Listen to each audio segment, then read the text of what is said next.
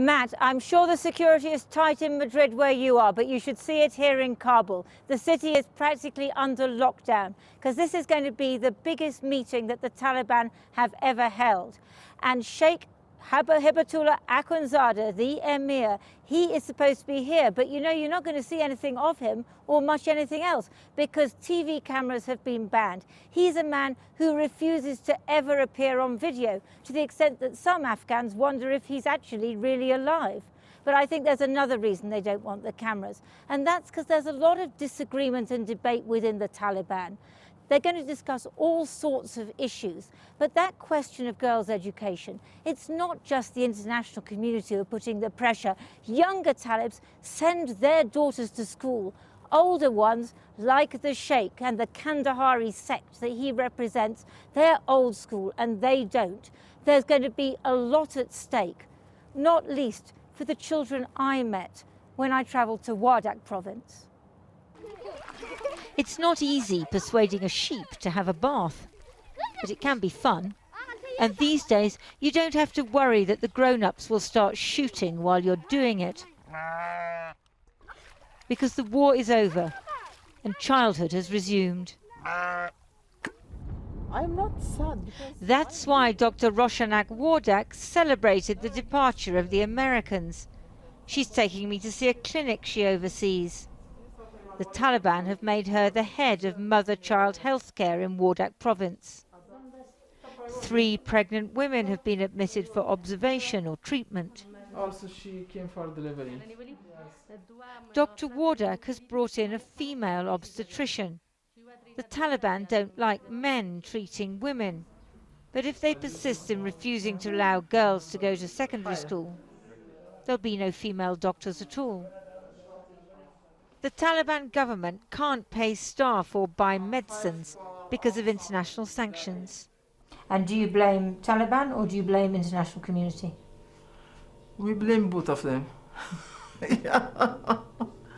Why they don't do compromise? We're off to see a girls' primary school that Dr. Wardak supports, because one area where she thinks the Taliban must compromise is girls' education.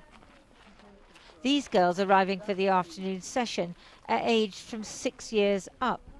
Girls' secondary schools remain banned. Students. Good afternoon, teacher. Good afternoon, teacher. This. And that. The girls in this class are in their early teens, so we're asked not to film their faces. The classroom walls are marked by bullet holes, a reminder of how recently the war ended and how many problems they've already endured in their young lives. There is no difference between girls and boys. If they don't study, if they don't continue their education, there will be no teacher, there will be no doctor, because our society need for all these people. They learn the Quran too, of course. Dr. Wardak is using her good relationship with the local Taliban to push for girls' secondary schools to reopen. They promised us that they will allow us, but they have some technical problems, and they will solve that, and they will make a policy, and then they will announce for us. Do you believe them, or is that just an excuse? Little, maybe 20% we believe them. They are correct, and 80% God knows. A few yards away, they're teaching in a half-built classroom. Construction stopped just before the Taliban takeover. Now there's no money. Female literacy in Afghanistan is amongst the lowest in the world. But the last 20 years have given Afghan girls, their parents and their teachers, the idea that they can do more. What really strikes you is the enthusiasm girls of all ages have for education, from these little ones, primary school age, up to 12 and 13. Then, according to the Taliban, they must stop. They're not allowed to have any more education.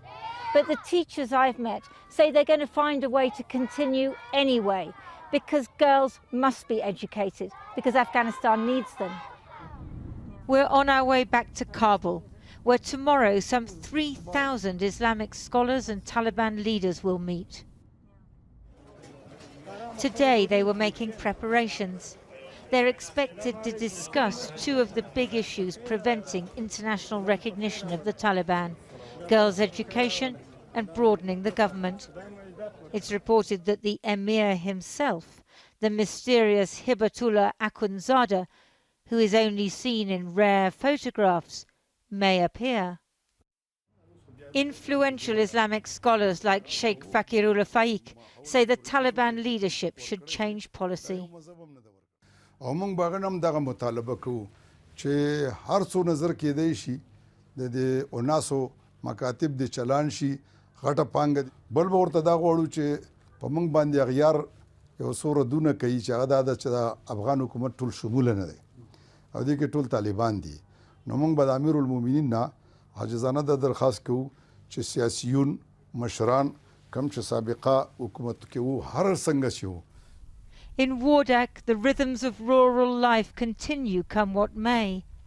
But if the Taliban don't allow alternative voices within government and let girls as well as boys get a secondary education, for many Afghans, peace like war will bring only bitterness and loss.